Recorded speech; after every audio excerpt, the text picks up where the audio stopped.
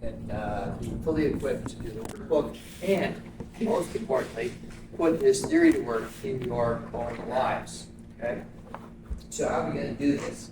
Well, we're going to do an introduction to temperament and understand temperament and how it fits into the gray onion model that we've spent a lot of time in class going over. We're going to look at how temperament is utilized.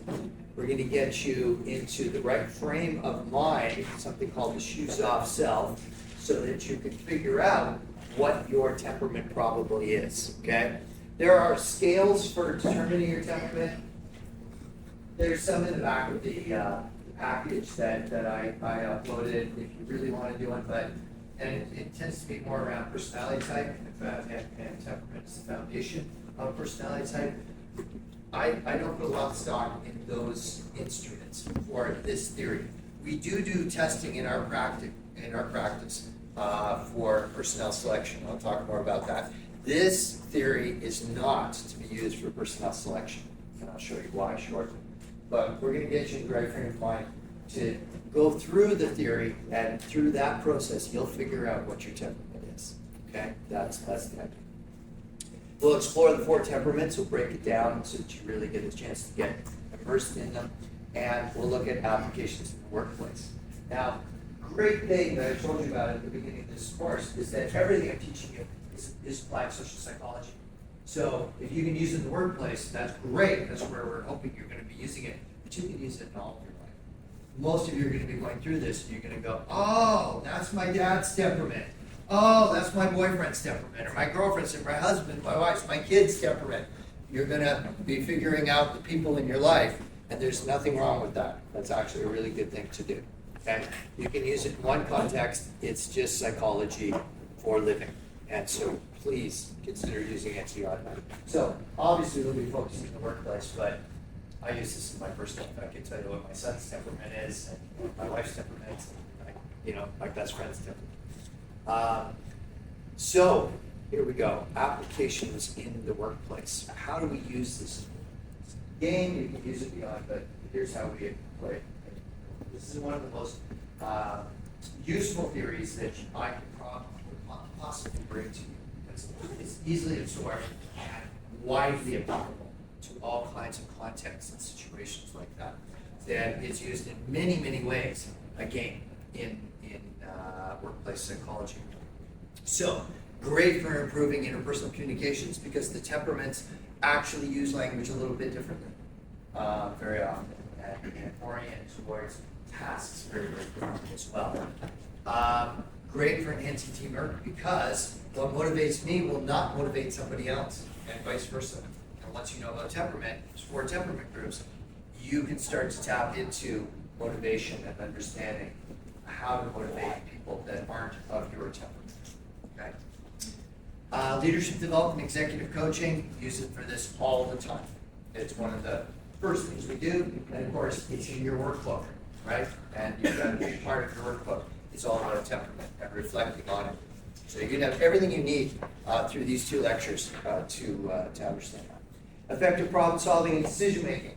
The different temperaments approach problems differently and use different criteria in making decisions. Change and change management. This is one of the places we deploy it the most. If we can only do one thing with a company and it's going through a big change, this is what we'll do. We can do a lot more, especially when it's planned for and we're going to roll it out. We're doing that with a corporation that has 6,000 employees. They're bringing together into one division. They're going from 7 divisions to 1 division. These 6,000 employees are now being brought together, and many of them do not want to be brought together, right? They're not happy about it. So this is one of the things we're doing with them. We're doing more with them because this is a very well-planned change management task. But change management, the big thing. And the terminology we use to describe the 4 temperaments that we're going to be talking about are terms that are specifically related to how these 4 temperaments approach change. So you'll see the same theory packaged in other forms with different terms overlaying it. These terms relate very much to how the four temperaments approach change and go through a change process, but you can name them other ways. The thing about theory is that you can't copyright a theory, you can copyright the expression of a theory. So this theory, temperament theory, is also called by another company True Colors. And True Colors has the same ideas embedded in the four colors they go for. I don't particularly like that framing of it, but that's their choice. So if somebody's done True Colors and they come and we do training with them, they will automatically go, oh, I know what blues are. Blues are this particular one of these four temperaments, because it's the same theory. You can't copyright a theory, you can copyright an expression of a theory, right? So you can, if you describe the same principles or ideas with different names, you're not infringing on copyright.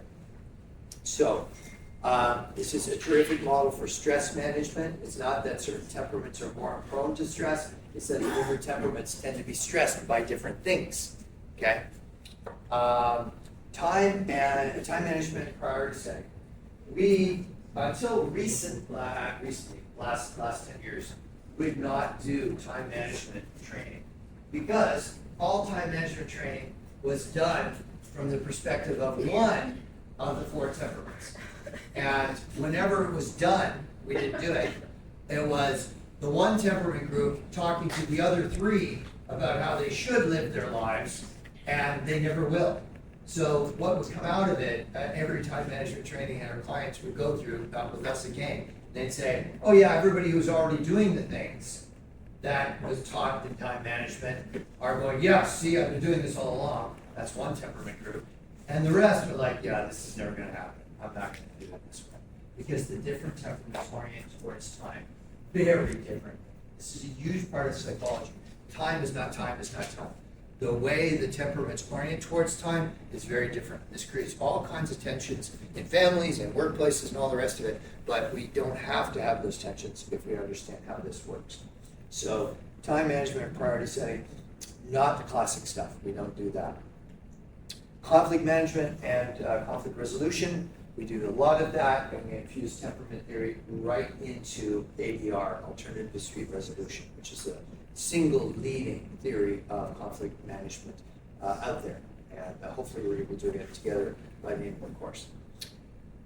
It's very useful in sales and marketing strategies. We don't do any of that in our practice. We don't do any marketing or sales, but other people do. So it has great applicability that way. And it is really good in career selection, renewal, and transition.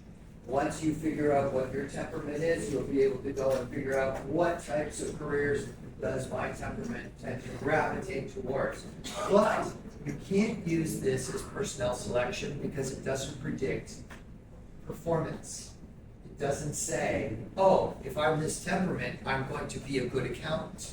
Okay? I can tell you this right now, a lot of stabilizers gravitate towards accounting, but it doesn't mean you'll be good at it. I think I showed earlier in the course how I have a great passion for music and I'm terrible at it, right? I worked for 18 months with a guitar teacher who eventually I said, I'm never going to be very good at this. And he said, no, you're not. Okay, and I just let it go. So I have a passion, no ability, no talent for it, right? So just because somebody might be inclined to be an accountant doesn't mean they'll be good at it. So what's it good for? It can say what careers do people of your temperament tend to gravitate towards, but don't expect it to tell you will be good at it because it can't do that. That's why we can't use it for personnel selection or team assignment. You'll see when I show you our team, right, broken down into four temperaments, how we have none in one of the four temperament groups. And that does not mean that we're going to go out there and try and recruit somebody because they have a particular temperament that we need to know. It's not the way it works. I'll show you how that works later. So take that out. It is absolutely hidden. In fact, if you were to try to use temperament theory for personnel selection, they could sue your company because it's not a valid predictor. There are valid predictors. We use them. It's not this theory. Okay? We use the Big Five. We're talking about that later in the course. And there are very valid instruments for predicting who's going to be an effective leader, who might be an effective firefighter, all kinds of careers in between. This is not a tool for that. But look at all the things you can do with it, right? It's a great interpersonal tool. It's a great tool for growth and development. That's why it's in your workbook, right? It's a great asset to you to figure out, why is it that I frustrate my mother so much? And then I look and go, we're such different temperaments, right? And she's never really understood my temperament. Now I understand hers. Maybe there's something I can do with that. So those are the applications that we use in the workplace, but can be used in life. Temperament theory won't tell you anything about how normal you are, okay? Because all 4 temperaments are absolutely acceptable ways of being in the world. There's not a good temperament to be or a bad temperament to be. They're all equally valid ways of showing up in the world. They're just different, very different, okay? Will not tell you anything about maturity. There's no temperament that's more mature or less mature. You mature within your temperament. Some people never do. Some people never grow up. There's nothing about being on the planet that demands that we mature, okay? So anybody can mature, but they do so within their temperament. And some people, unfortunately, don't. It is not a tool for assessing mental health. So this is not something that is used by clinical psychologists or social workers. It can be used by counselors or those individuals who may be doing family counseling, looking at tensions that come up between mom and dad because they have very different temperaments and they want to approach things differently. But it won't get at things like trauma, depression, anxiety, any diagnostic kinds of functions. Doesn't do that. It doesn't talk about your compatibility with others. You cannot use this in your dating apps, okay? You can't say, what's your temperament? Oh, well, I'm compatible with you or not. No, you can't do that. You can't go home tonight and say to your significant other, oh, Dr. Moak says we're not supposed to be together. I'm sorry, No, I'm not wearing that, okay? My parents, exact opposites in terms of temperament. They were in business together. They had a long life together. My dad passed away.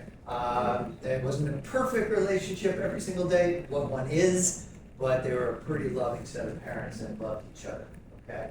Very different temperament. So it's not a predictor of compatibility, nor whether I can work with somebody in a team, okay?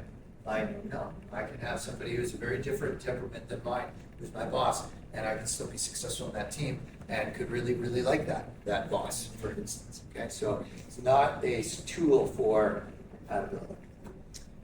It doesn't say anything about our capacity to handle stress. The different temperaments approach stress, find different things stressful, and approach it differently. Stress is a capacity, or managing stress is a capacity we all need to develop, especially in a VUCA world, because it's inherently a stressful environment that we're all trying to negotiate our way through today.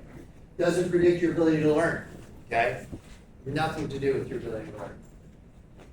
Doesn't predict success potential. There's no temperament that's more likely or less likely to be successful. It does not say anything about or predict your IQ, EQ, SQ, or DQ, but it does help you develop those. And we talked about those earlier in the course. We were saying these forms of intelligence, emotional, social, and diversity intelligence, can all be increased. This is a fantastic theory to help you do that, okay? Because we can all make decisions based on a bias that everybody actually is motivated or orients to the world the way my brain is. And it just doesn't, okay? It just doesn't. There's 4 temperament groups. They break out into 16 personality types. I teach that in other courses. Managing employees, for instance, I teach that there. I don't do temperament there. So if you want to go past temperament, you've already got the foundations for understanding personality type. Okay, the 16 types break into 4 groups of 4. So temperament is at the foundation. So we're going to look at some of your key preferences, tendencies, and characteristics, motivations, but not all of them. Okay. It gets at some really fundamental aspects of personality and our foundational motivations, but not everything. Okay, there's more to us. And you already know that because I'm going to bring back the gray onion model and remind you where temperament is. But let's jump to sleep positions may determine your personality. Okay? No, and no, they don't. Not at all. This is out of a Cosmopolitan magazine. I know how they create these. They make the stuff as they go along, right? But everybody looks because everybody's curious about what makes them tick, right? There's so many theories out there about, what individual differences. And I learned a long time ago when I travel, a long flight, 10 hours or something, or even 3 hours. Don't tell people you're a psychologist because they either won't talk to you for the next while because they think you're reading their minds. They don't want to give any information out. Or they want to ask you all about my friend who does this. Is that normal? Okay, you get that, right? Oh, well, you can tell your friend they're normal, right? Or it'll be something like, I love the color red. What does that tell you about me? And I'll say, relating to something like this, you know what that tells me? No, what? What's it telling me? I love red. What's that telling me? I'll say, it tells me you love the color red. That's it. Okay? There is nothing to what color or how you sleep. None of those things determine anything about you other than you love the color red or you hate the color red. I don't know. Yes, please. But then, sorry, this is kind of a silly question, but then there are so many personality tests which actually tells you like, you are this color. And that actually describes your whole personality. And guilty, but I have done like 10 of them, and I find it actually accurate from those personalities. So what you want to, true colors, okay, isn't about what color you like, it's just a reframing of this same theory. So if you did true colors, and you say I'm a blue or I'm a gold or I'm a green or something like that, yeah, exactly. Okay, that one is this theory. It's just, that's why I tell you, you'll see the same theory expressed differently because that way they can make money selling true colors. I don't like the true colors model that much, but it's the same theory. So if you've done true colors, you're going to see this familiar to you. It's just we're using stabilizer, troubleshooters, catalysts, and visionaries.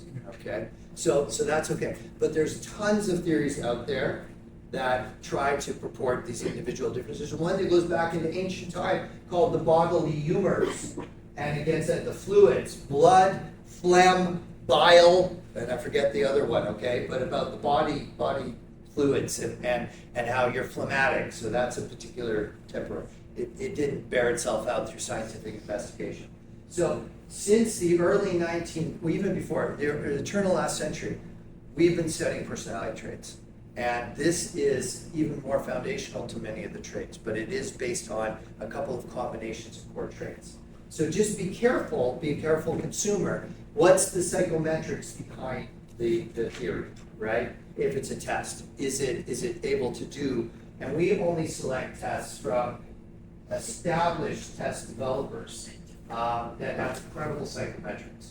They are valid predictors of whether or not you're going to be a good firefighter or a good middle manager or a good executive, right?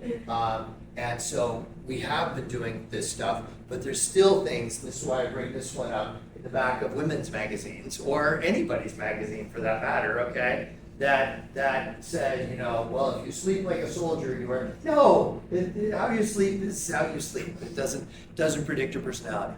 Like I said, that woman, she was so excited for me to tell her something about herself because she loved the color red. And I could only tell her that she loved the color red, right? Because it doesn't equate. But there is this natural inclination, right? We're trying to make sense of people and differences. And we're at a point now where we're doing pretty good at it. But there have been a lot of tries and fails. Some of you will have heard of horoscopes or astrology, okay? Well, that's been around for thousands of years, and unfortunately, all the scientific investigations turn out to say, indeed, that, well, I would be, according to that system, like a Capricorn or something like that, okay? So everybody who was born at that time of year should have the same personality traits, and they don't, right? They do not. It doesn't correlate to what we know from science. So if you're a fan of it, that's fine.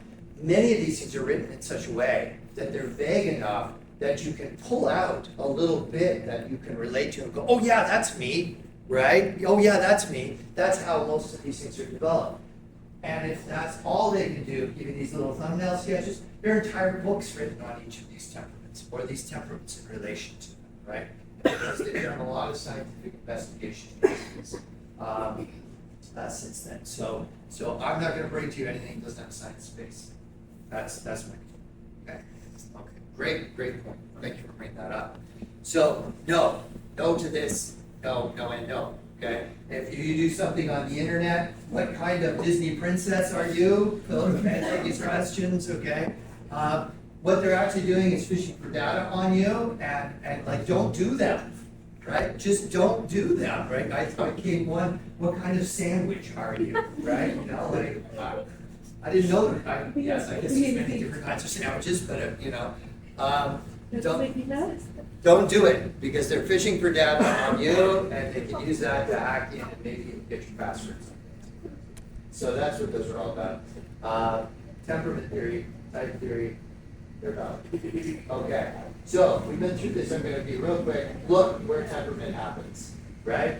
Just beneath personality in this. It is really foundational. It gets at core motive. So I fill in all the rest of this, right? You know it. Now, what this tells me is that all of that stuff is going to come together in this moment as I meet the social world to create an organization of self. I want you to think about organizations of self, because that's critical to where we're going here.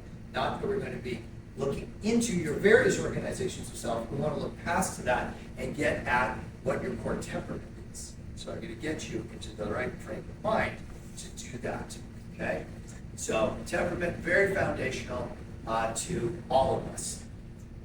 So, all right, here is a piece from your workbook, right? If you haven't looked at your workbook, you're going to come to this, you're going to find this. Your task in doing this next 2 lectures today and Wednesday is to figure out what is most like me, what is second most like me, what is a little bit like me, and what is completely not like me, okay, in terms of these 4 temperaments. And the distance between is intentional. It's not like, it's 25%, 50%, 75%, no. We tend to have one that's really dominant, one that's pretty good, it's kind of like our second in command inside our head, and then one, I kind of get it, and one, I don't live like that at all. Okay, I just don't live that way. But that doesn't mean we can't get along with whoever's in our particular 4th spot. In fact, we need to be able to do that.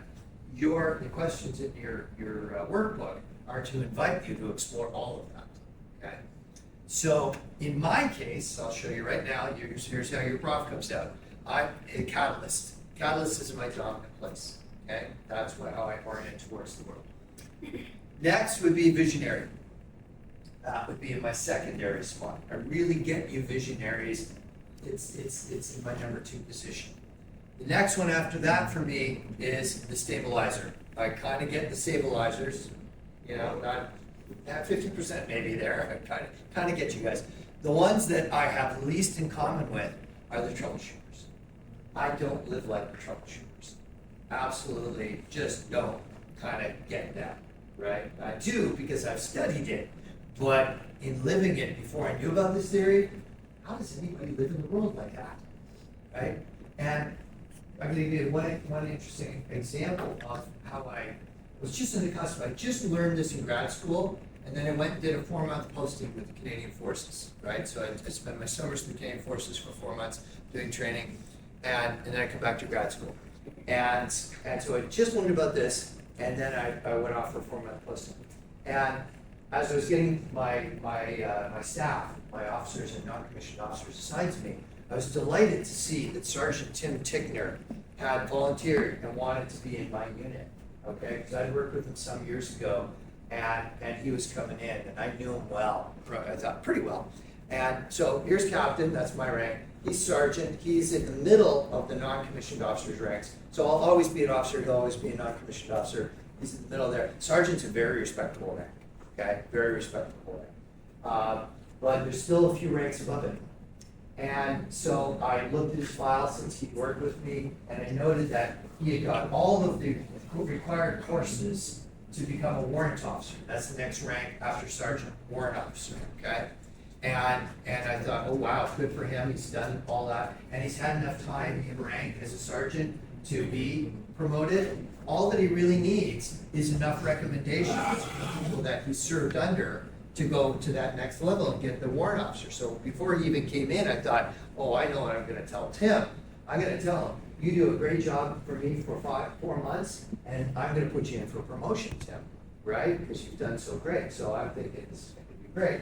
So he comes in, he's got a big smile on his face, and he's like, sir, it's good to see you. Tim, it's been too long, and I've been, how you been? And all the rest. And we sort of catch up, we tell some stories from back when we were serving together at another base. And then I say, so Tim, I've been looking at, I'm really impressed with what you've done over the last 3 years since, we worked together last. And so, we don't have to have too much of a discussion here, but I am gonna tell you, you do a great job for me for this next 4 months, I'm putting you in for promotion. And suddenly, his face went from smiling and beaming and all the rest of it to, and I said, Tim? Yes, sir. I said, Tim, did I say something wrong? He said, no, sir. And I said, Tim, I said, maybe you didn't hear me. I said, if you do a good job for me, I'm going to put you in for a promotion 4 months from now. And he went, permission to speak freely, sir. And I said, of course, Tim, go ahead, okay? And he said, sir, if you promote me in 4 months, put me in for promotion in 4 months, I will screw up for the next 4 months. And I thought, okay, maybe this is too much pressure, and he's feeling like I'm gonna be watching him all the time, and he's, feels like he's gonna choke. And I said, and he went, no, sir, that's not it. And I said, well, what is it, Tim? And he said, sir, when I joined the Canadian Forces, I wanted to be a sergeant. I said, yeah, Tim, and you are. And now you could be a warrant officer. And he said, no, sir, you don't understand. I wanted to be a sergeant. And I'm a sergeant. I said, yeah, I'm getting it. But I'm still not getting it, right? You can tell. I'm like, what? I'm offering this guy a promotion if he does a good job. And he's saying, if you do that, I'm gonna flatline. I'm gonna choke. And so I said, okay, help me understand. He said, sir, what do sergeants do? And I said, well, they do everything, Tim. And he said, that's right, they do everything. I'm out there and I'm with the troops, and we're filling sandbags, and we're building trenches, and we're putting in, simulated attacks, and I'm training them to rappel down buildings and do all kinds of this stuff. The minute I become warrant officer, I'm flying a desk, right? And I go, yeah, that's the next stage. Yeah, he said, it's all paperwork. He said, I never wanted to be a warrant officer. I'm at the level I want. This is where the action happens. You put me, take me away from my 3 stripes and a maple leaf and give me a little round thing down here that outranks a sergeant. I'm gonna blow up from being behind the desk, right? Getting it now, yeah, right? Warrant officers don't tend to be out in the field. They tend to be behind the desk. They tend to be doing stuff that, doing administration, writing policy, this kind of stuff, right? And he's like, no, the action's at the sergeant level. And I said, okay, Tim, and it dawned on me, because you see, I'm a catalyst, and I figured out he's a troubleshooter, okay? He's a troubleshooter. So then I said, all right, Tim, I'm going to change the deal. You do a great job for me the next 4 months, I promise not to put you in for promotion. And he said, thank you, sir. And then he went ahead and did an amazing job. Okay, and I'm still friends with him on Facebook, and he'll retire as a sergeant, right? He could go higher, right? And he's had to have this conversation with other commanding officers, sir, please don't I'll do a great job for you, just don't promote me. Okay, because that's where the action's at. And he takes all the courses because that helps him able to do more cool things that he wants to do. Okay, but he's not wired like I am. And I could acknowledge that. That guy could make filling sandbags in the sun fun. The troops would be laughing as they're filling sandbags. I guarantee you, filling 2 sandbags, that's kind of interesting. After that, 2,000? No, it is not. And even 200, it is not, right? It's one of the worst jobs you're ever going to do. And they even have machines to do it now. Do you think they will give them to us? Oh no, you've got to fill those damn sandbags yourself, right? So, but he can make that fun. And that's what troubleshooters are all about. So, let's go a little deeper here. We got the 4 temperaments, gets core motivations, gets at stress. We're gonna focus by the end of our next session on temperament change. And keep in mind that stabilizer, troubleshooter, visionary, catalyst, those terms are selected to describe how the different temperaments orient towards change. Because this is one of the, like I said, if I can only do one thing around change management, let's say a company brings us in and they're already in it and it's going badly and stuff, because that's what happens in many cases. We'll do temperament. Now, we want to do more than that. We've got a lot of psychology to help with change. But if you only got one thing and one shot, this would be the thing to do. Because the different temperaments, the stabilizers, they want things stable and they want to restabilize things. The troubleshooters, they want to solve all the problems that are going to emerge in the change. And if things get too stable, they're going to get bored. You'll see. Okay, we'll come back to that. So I got to get you in the right frame of mind for figuring out your organization self for this, right? The right organization self is not your work self. Despite the fact that we're going to be using this in your workplace and all the rest of it, don't worry about your work self organization self. Okay? Don't worry about your social self, how you are with your friends when you get together and enjoy their company. Don't worry about your family stuff. I'm a mom, or I'm a dad, or I'm the firstborn, or I'm the baby of the family. Don't worry about any of that kind of stuff for this purpose. Don't worry about your ideal self. We all have an ideal self. It usually comes from criticism from others. Why can't you be like that nice little girl who lives down the street? Okay, right? We get this, I'm not the way my parents want me to be, right? And so we get this sense of, I have to strive to be something that I'm not. Actually, temperament theory and type theory say, the way you are is okay. There are downsides to being the way you are, and you want to work on them, but there's nothing wrong with the way your temperament is in the world. It just may be very different from somebody else, like me and Tim, right? Tim and I, polar opposites. We work great together, but we don't think the same way. And I deployed him in ways that took full advantage of his strengths, even before I knew what his temperament was. So, not your ideal self. Not any of the other organizations of self you are. You have student organizations of self, you've got your hobbies, things that you like to do. Don't worry about that. So what am I leaving you with, right? Well, we had to invent an organization of self. It's not those. Instead, it's something we call your shoes off self. So you imagine yourself on a deserted island. No role pressure, no family, no work, no friends, okay? How are you going to be? Which of the 4 temperament groups is going most with your flow? It requires the least amount of energy for you. And your behavior may not be the best predictor. Because my number 3 spot is stabilizer, and that is what I had to be much of the time as a military officer. So I showed up as a stabilizer to conform to the expectations. People that really knew me in the military, they know me as a catalyst. Absolutely. Okay? But the role that I was performing very often was much more of a stabilizer. So your behavior may not be a good predictor. Go with shoes off self. Requires the least amount of energy. That's the key. Okay? And it's an artificial kind of thing you may have to think about. But when nobody's demanding of you to be something other than you are, how are you going to show up? And the next step to this is your shoes off self when you are or were 19 to 21 years of age. We tend to be most our temperament at that age. Now, why is that the case? Well, before that age, the brain is doing a whole lot of different things, and so kids can show up, it can be ambiguous. Some kids not, right? My mom wrote something about me when I was 10 years old in her journal, and she saved it for me. She knew nothing about this, and I read this little thing about what I was like at 10 years of age, and I went, oh my God, I was a catalyst, right? And I am today, right? So I showed up early that way, but my sister really didn't. And so it's ambiguous with kids because their brain's doing different things, so that's okay. After that time, we're growing and developing, and that's a good thing, and we can create more plasticity. But it's about this time that the brain has matured to a point that our temperament is stable. Now, there's no black and whites in psychology, so this is an estimate. The brain isn't actually finished its full development. Its prefrontal is the last part that fully develops. It's got all the neurons there, but the neurons aren't working efficiently in the prefrontal cortex in the teenage brain. That's why teenagers make decisions that adults go, what were you thinking?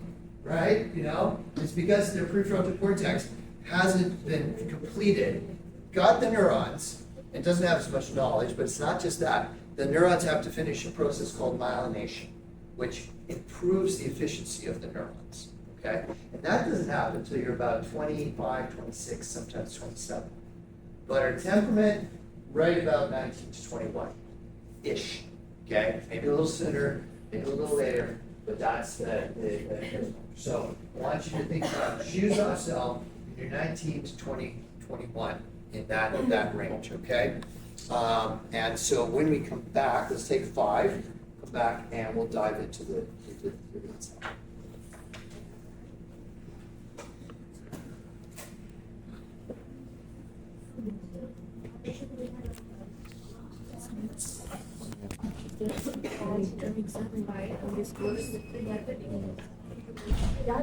There's nothing much. Yeah, just finals. Dive into the content, here's how we use the differences that occur between us. Okay? There's a tremendous advantage in this case. First of all, we got to become aware of the natural differences that occur amongst us. And here's the thing about this. You got to learn about the differences and embrace the value of the other viewpoints to resist the inherent bias of all of our brains, no matter what our temperament, that drives our internal script that says, of course we need other perspectives. My perspective is really the right one. See, if I could just turn you all into catalysts, the world would be so much better. No, it wouldn't. But my brain tells me, because catalyst works for my brain, it should work for you. It doesn't, unless you're another catalyst, okay? But every temperament brain is telling you the same thing. If you're a troubleshooter, if everybody was just a troubleshooter, we'd all just be all great, and yet we wouldn't. So there's tremendous advantage to drawing upon the differences that occur between us, but it can be hard to appreciate those differences, okay? It can drive us crazy sometimes. Okay? So, next is actively seek perspectives to avoid natural temperament-based blind spots and biases. So my wife and I are both catalysts. And the danger in that is we can both look at the same situation and go, oh yes, the way you see it, honey, is the way it is. And I go to her and go, oh yeah, honey, the way you see it is, we both have the same blind spots, right? Because that's built into our temperament. We fail to look at certain important things that other temperaments would naturally see that we don't. Okay, so we have to work against that. It's not like we're going to break up because we're the same temperament. But we don't want to fall victim to the way our temperament tends to approach any kind of data company. And you want to become more open to incorporating different perspectives into our analysis and our decision-making process. The more perspectives we have, the more I can anticipate that other people will interpret my message differently than I intended. Like to Tim, hey, I'll promote you. Who wouldn't want that? Tim didn't want that, right? That would be demotivating to him.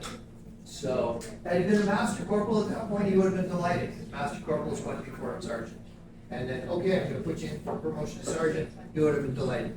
But after that, I don't want to go into those warrant officer ranks. There's 3 after that. He did not want to be one of them. So, here's my team. This is us, broken down into 16 broad personality types, but the types break down into 4 groups of 4, okay? So we've got the stabilizers, who are the SJs. We've got Isaac and Ryan there. We don't have any in the troubleshooter quadrant. That's Tim's quadrant, okay? That does not mean we're going to go out and try and hire a troubleshooter. If we've had several in our practice over the years, if some come in, has gone on to grad school, things like that, that's fantastic. But we have a lot in the catalyst range and a lot in the visionary range there. What we do with this, for instance, a simple one, you've probably heard of introvert and extrovert, for instance. That's one of the personality dimensions. It's not relating to temperament. That's on top of temperament. But we look at that and we go, oh, look, we've got 9 introverts in our team. That doesn't mean we're going to recruit more extroverts. What it means is that introverts, we tend to under-communicate. We introverts, if I think something, I think you must know it. That's not true, right? We actually have to say it out loud. But we introverts, that's a mistake we make. Or we tell you once and then we think you know forever, okay? You don't, you know? Introverts can do this all the time. It's like, well, I told my wife I loved her 6 years ago, she must know. No, right? It's not the way the brain works.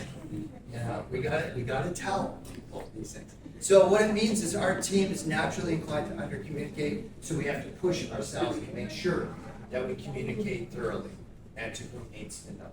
So we just use this as information as to what a potential limitation could be.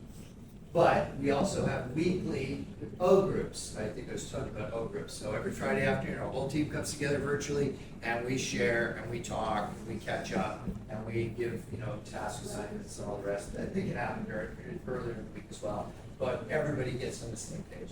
And people can miss O groups, but nobody actually wants to, right? So we don't tend to book clients on Friday afternoons either.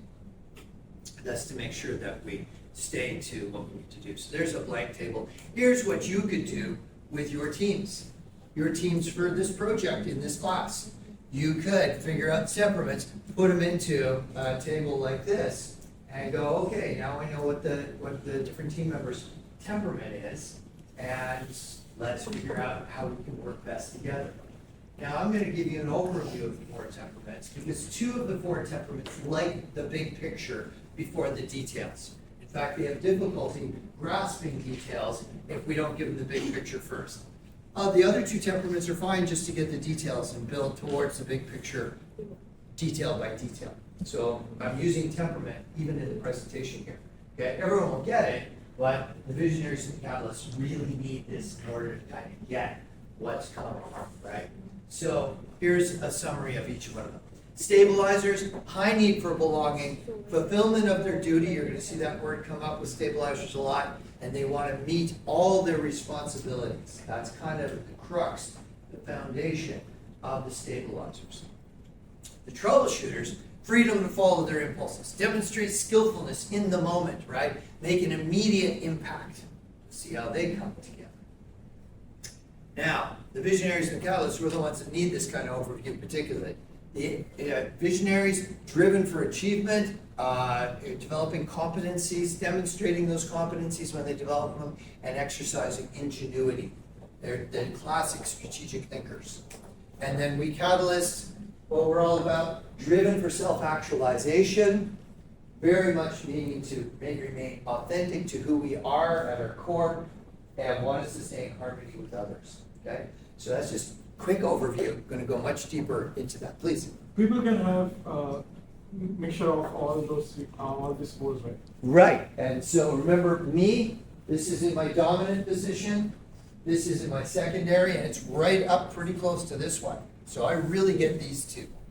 Next one, yeah, I get you stabilizers, but it's still further down. And there's Tim. I don't live like Tim. I loved working with Tim. I don't live like Tim. So it's kind of like in order for each and every person, right? That's right. Okay. And so here's somebody else. So you saw Adrian back here. Oops. Okay. So Adrian, he is ENFP. So he has got the same catalyst as me. But when you look at Adrian's combinations, he and I are both catalysts. He's not visionary as number 2. He's actually troubleshooter at number 2. Okay. So, and he doesn't even have to know his full personality profile. He just listens to these descriptions of the different temperaments, and he would come out and he'd say, yeah, I'm a catalyst, absolutely. But then I'm a troubleshooter, and I'm over at visionary, right? So we'll have different combinations on that basis. So yes, we're not just one in that way, right? And we have organizations of self where, hey, as a military officer, I was behaving this way most of the time. Okay, and yet it's not my core at all. It's familiar, not central, and that means it takes me more energy to be in an organization of self that is more of a stabilizer. Yes, please. Okay, so I should have mentioned this earlier. Thank you for bringing that up. That's good. That comes from the whole personality theory that is called type theory that we don't have time to get into. But this is a foundation to it. So you don't need to worry about the letters. When we do type of personality theory, you know them. And that's why they're in here. If we'd already done personality theory, you'd be relating it to SJ, SP, that kind of thing. But don't worry about it. Go with the titles, right? Yes, please. Is it the MBTI test, 16 personalities, that's it? It is. That MBTI, Myers-Briggs Type Indicator, I don't use it, I don't like it, it's not very reliable. We use, but the theory, see, people confuse the MBTI with the theory. It's just a test about the theory. The theory is what I'm teaching you, and underlying that, the temperament to it, okay? So you're learning the theory. In your package that has this information in it, there are a number of websites that have tools that you can take to figure out what your personality profile is and therefore your temperament. I don't encourage it because the best way to get at your temperament and your personality profile is to go through this process and figure it out. My other course, I spend as much time going into personality theory and people go, oh, I know I'm INFJ, or I know I'm this particular type, okay? But again, we can't do everything in this one course. Managing employees, I do type, I don't do temperament. Here, I want to, for management high performance temperament, that's to be a much more useful tool because it's so much about change, right? And it really helps us with core motives or change. So that's why. We will be getting the dark side of personality, which type theory doesn't get at. Okay, so that's a great observation. All right, so let's get into stabilizers. These folks are traditionalists, they are consolidators, and so when they're facing a change, there are certain ways that they approach it. And one of it is through stability. And the way things have been done is the stable way, usually, right? There are some organizations that are in chaos, and so the change they need to do is to stabilize. But let's say things have been going like this 6,000 person amalgamation we're doing. They're in 7 different divisions around the world in this company, and they're now going to be put into one division, 6,000 people. Makes a great business case, but I'll tell you, there's a lot of those 6,000 people that do not want this change to happen, okay? For a lot of reasons. And one of the tools we're bringing to the leaders who have to make this change happen is temperament theory. We're doing much more than that, but this is a good starting point. So those who are comfortable with how things have been often are the stabilizers, and they're not going to dive in head first and go, change, great, let's go, right? They're not, that's not. And by the way, stabilizers are about 46 to 47% of the population, okay? The temperaments are not equally distributed in the general population. So almost half of the population is described by the stabilizers, okay? So now it's important to know all of the temperaments, but this is almost 50% of the population. So they're thorough, orderly, focused on organizational stability and consolidating systems, pulling things together. So let's see what this looks like. They view logistics as very important. They will know when that order is supposed to be delivered. They will know what route it's going to take. If, let's say there's supply chain management, right? They are all about logistics in whatever that they are doing. They'll do well. They'll know when Jessica has to be at ballet lessons, and when Cindy needs to be at soccer and all the rest. And they will have logistics for the family going as well. They hold maintaining the organization as vital. Whatever organization, family, religious institution, service club, team at work, company at work, right? They hold that as vitally important. Efficiency is important to them. They do not like people that work inefficiently. That will frustrate them to no end. And if they do something inefficiently, that will upset themselves, at themselves. Believe responsibility is central to their purpose in life. I am responsible. That tells me I exist, okay? Because I fulfill my responsibilities and put them at the top of their priorities. So a high need for membership and belonging. They may want to move up in a company or an organization, they may not, but they'll know where they fit and they want to have that sense of belonging. You see a lot of labor negotiations will be arguing about job security, job security, job security. It tends to be the stabilizers that are really kind of pushing that agenda. The other types, temperaments, they like job security, but it wouldn't be the first thing that they'd be necessarily going for in negotiations. But you have about 50% of the population that will be thinking up the ranks of unions, okay? Just by law. So they want people to follow the rules, and they get very upset when others don't follow the rules because they do follow the rules. They tend to be very oriented towards rule following, okay? They need a high need for security. I was just ahead of myself on that security, that whatever it is. I also want to be secure about how I know to move up. What is the way to move up in the family or in my faith tradition or in my company. They need to provide service, strong sense of service, and you'll see the word come up a lot, duty, okay? Focus on experience, how things have worked before. That's what they trust. They trust what's worked in the past. And they want to continue doing what worked in the past. Okay? So, for them, work is duty. And in this spot, on all of these presentations, I oriented towards what is work all about for them, and it is fulfilling my duty in work. That's what the stabilizers are about. Okay? You have these slides, but they're all in your package. Core values, to sum this up: caution, carefulness, tradition, accuracy of work, and doing one's duty. So that's what the stabilizers are all about. Okay? And what they appreciate in themselves would be this high sense of duty, responsibility, dependability, loyalty, industry, getting a lot done. A good day is a day where I got a lot accomplished. That's the stabilizer creed right there. Okay? Orientation towards time. Now, time is not experienced the same way across the time. This is so valuable to understand. We do a lot of training in the workplace on this very point, and people will come out of that going, I had no idea. I had no idea that that's how you orient towards time. Like, it makes so much sense now. But here's their orientation to the time. The past enacted in the present. So their full future is today with reference to the past. Future is very secondary to that, right? It's no, what matters is what we do today. What worked in the past is what we're going to do today. You can see how change is very anxiety provoking to stabilizers because you're inherently destabilizing things, right? Why are we changing? And you better make a great business case for why you're leading people through change.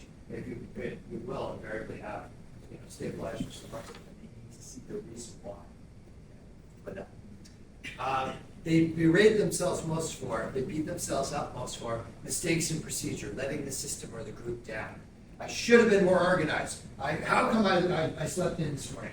They beat themselves up for those kinds of things when they drop that. Now, other temperaments don't enjoy doing that necessarily, but the stabilizers, boy, they're rough on themselves. And rough on you if you don't have the same priorities as they do. Okay? I see some of your faces. Irritations at work, others not employing standard operating procedures. Particularly because it's often the stabilizers who write the standard operating procedures because they're saying, hey, if we had a form for this, it would go better. We should have a form, right?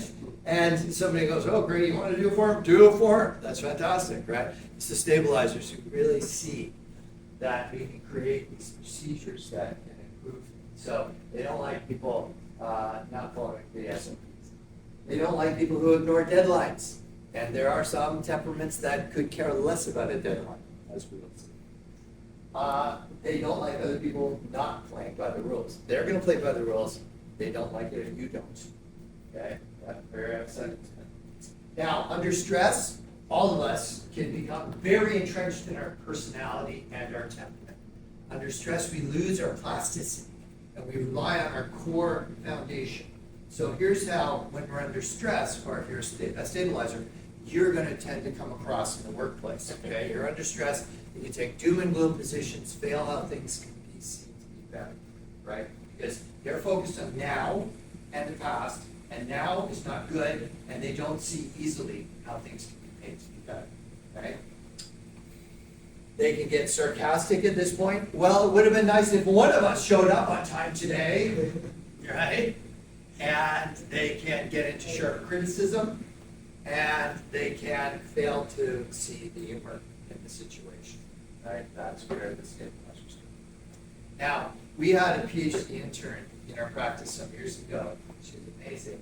She said, I am a stabilizer through and through. Not only that, she comes from a part of Germany that she describes as culturally endorsing of stabilizers.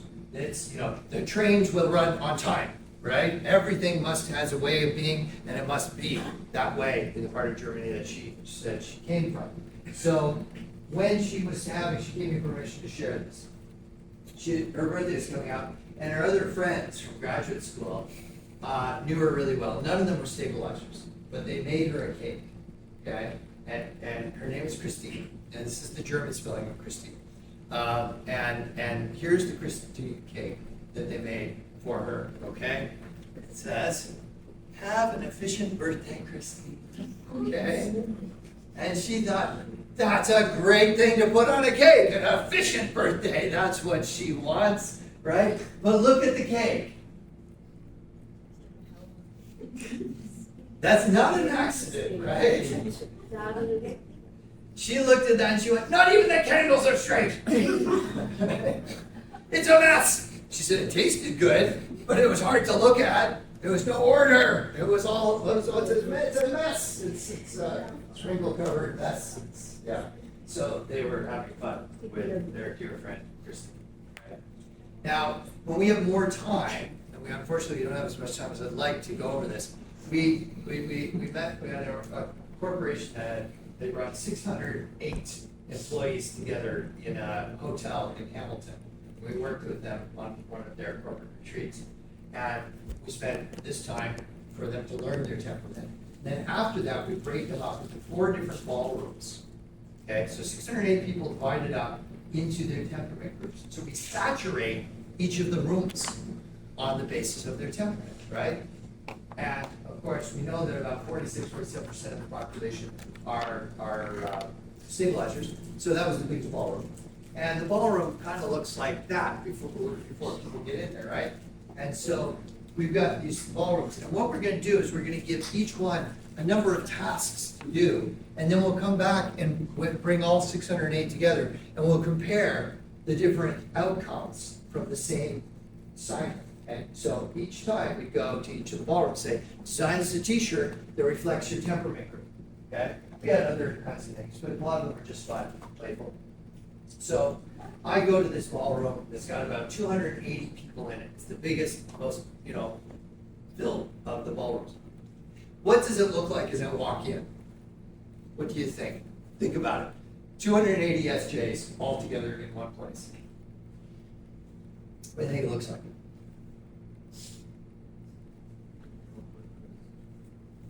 What do you think? I walk in, door closes, what happens? What do you think? 280 people, I walk in, door closes behind me, there, clink, and suddenly everybody's head goes, okay? Because they're waiting for instructions. They're all sitting at the tables and they're waiting for their instructions. They're all talking and having a nice time, but everybody's sitting at a table. That's important, right? And as soon as I come in, okay, and they listen for instruction, I give them their instructions, and then I leave. And so how do they go about it? Well, they're all sitting at tables. So somebody says, well, it's kind of like we're all in a committee. Yeah, we're all in a committee. Oh, SJ's like this, right? The stabilizers like this. Okay, so maybe each committee will brainstorm their ideas for a t-shirt, a logo for the t-shirt, or as a saying for the t-shirt. And then each committee will put forward its top selection, and we'll put them up there on the boards, right? Because we have projectors and everything. And then we'll go through a process of voting until we come up with the best t-shirt option for the stabilizers, right? Does that make good sense? Okay, well, that's what they did. And so they went about it very efficiently. They all had their little committee meetings, came up with their best ones, went up on the PowerPoint, and they did their voting. And so here is the t-shirt that the stabilizers came up with. It has sort of a Canadian feel to it because it's a Canadian company. But Here it is. Stabilizers, just get her done. Yeah, get her is a Canadian thing, okay? Get her. So just get her done. That's what the stabilizers from. Just get her done. Don't give me a whole lot of crap. Just do it, right? But get her done. Get a good day. I got it. Accomplish that. Okay. All right. So there's our stabilizers.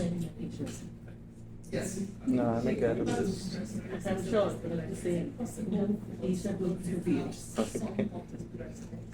Yes, right, because you get that ordering, okay? So this is my Mine would have number explosions three and spot. raccoons. Right, so I have catalyst and visionary.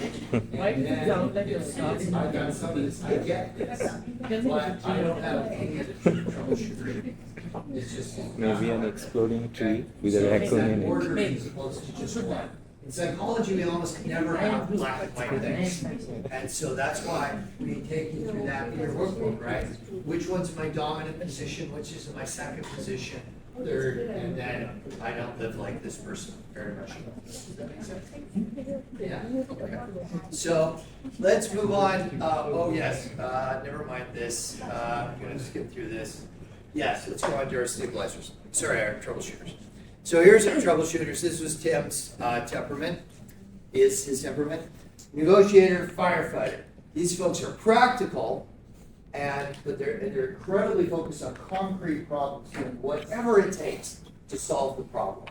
They're natural, troubleshooters are natural problem solvers in a way, but in the moment, right? This is broken, they fix it. That's what it is. It's not, what's our grand strategy for this corporation over the next 10 years? That's not where the troubleshooters are going to be interested in being.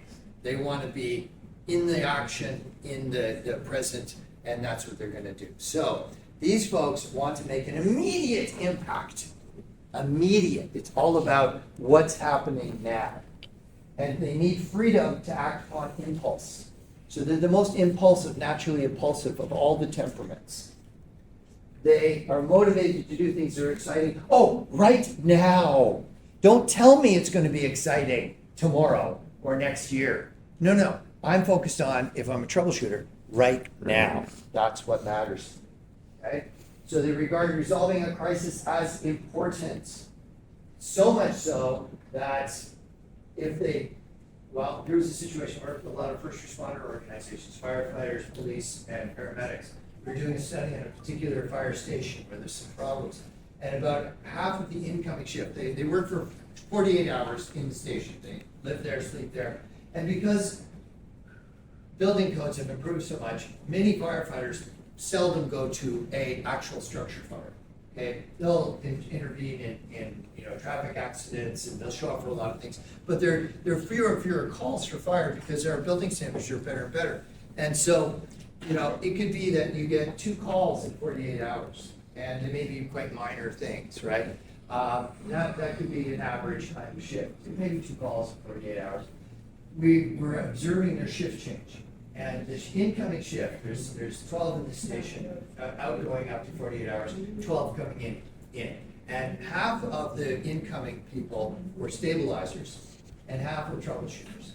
And they're hearing the same reports about the previous shift. And this previous shift was super busy, like they hardly got any sleep. There was like 7 major calls in 48 hours to this station. And so as they're briefing the incoming shift, the stabilizers are saying, wow, you guys had a really busy shift. Well done. What do we have to follow up on? What we have to revisit any of those scenes. Do we have to, this kind of thing. The troubleshooters who were hearing about the same shift were like, oh man, I wish I was on that shift. Whoa, that would have been a kick, right? They were like, so they're all really great firefighters, but they're motivated by very different things, right? Oh, I missed it, darn. Versus the other, good job, you got control of it, right? Very different, very different. So, resolving a crisis is important. They love a good crisis. They can be so oriented toward crises that if things are too routine, they may let a crisis unfold that they could stop earlier just to have something exciting to do. Okay? Because they need that adrenaline rush. They need that excitement. That's what they're all about. So very spontaneous. respond to what's happening in the moment, here and now, right? Very inclined to be risk takers. They tend to go into extreme sports or maybe into extreme investment, right? We're not the long-term stable investment stuff. They're going to be interested in let's buy $1 million worth of stock. Tomorrow we'll lose $1.5 million, but the next day we'll make $3 million. So they tend to be in the very speculative ends of business too. They like that kind of edginess. You win, you lose. They kind of love that. Focus on the present moment. Never. Later is never. If you say we'll do that later, you might as well be telling them you were never doing it. Okay. And then later on you say now we're doing it, and they'll forget, and they go, oh great, now we're doing it. But they're so present centered. So they turn in work into fun, and more fun, or they won't do it.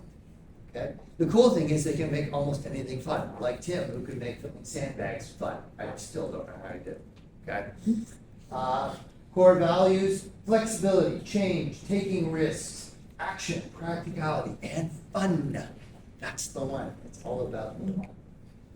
Active orientation, cleverness, sense of timing, style. Come in and save the day. They're kind of like your classic superhero. Save the day. Okay, you people clean up the mess. On to the next crisis. Right? And that's how the superheroes work. You never see them sweeping up after there's been a calamity in the city and they stop the monster or whatever, right? That's not what they do. So, orientations towards time. Now remember, the stabilizers are in the present with reference to the past. They are in the ever-present present. No tomorrow, no yesterday. They can remember it, but they're not interested in it. They're here and now. They're the most present-centered of all the temperaments. Yes, but This book was also have you cut. I don't listen out of it. sorry, I For didn't. the total characteristics, I put also have like one is missing out of it. So Like I have everything, but one is missing. oh, okay, yeah, sure. And so we'll go through these and you'll see, nobody is an exact copy of any of these, right?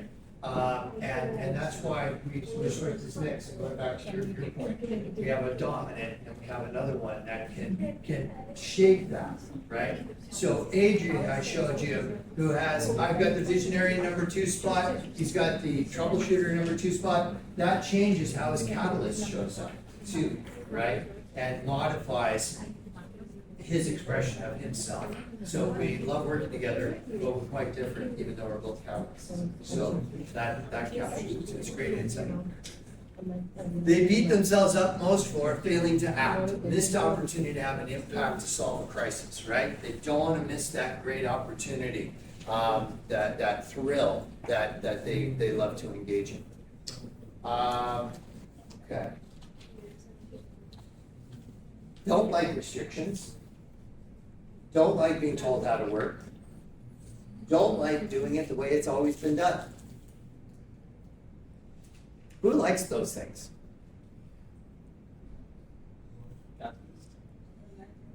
You haven't even got there, but it could be Stabilize. stabilizers, okay? Catalyst. Yeah, right? So, and this group, about 27% of the population, about a quarter of the population. So the visionaries and the catalysts, that we'll get to next time, only make up for about the 24-25% of the population. Yes. General population, world.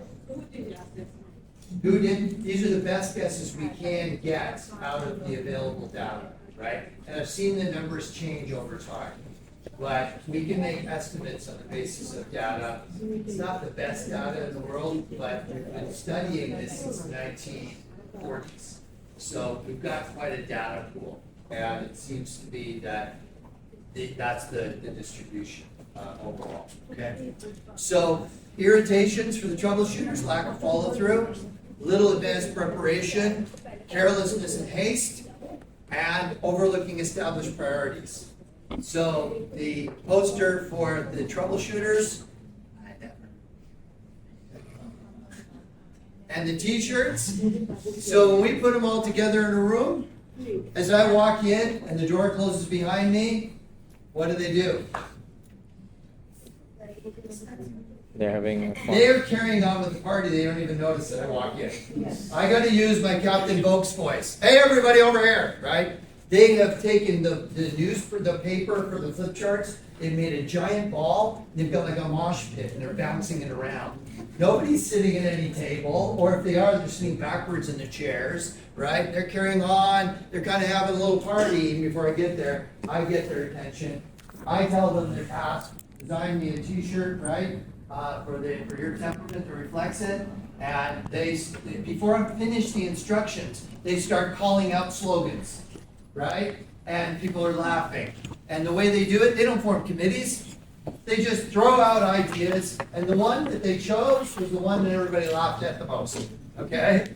And I'll tell you, it's, in my view, the best t-shirt, okay? You might have to Google this to get it, I don't know. But there's the t-shirt, okay? There's no error in the way they did the font there, okay? So just go to the Urban Dictionary and Google FU, and you will know what they're getting at. But this is the troubleshooters. They are irreverent, they're playful, and that's the one that won the competition by show of laughter. So, see you all on Wednesday. We'll carry on with the other two. Thank you.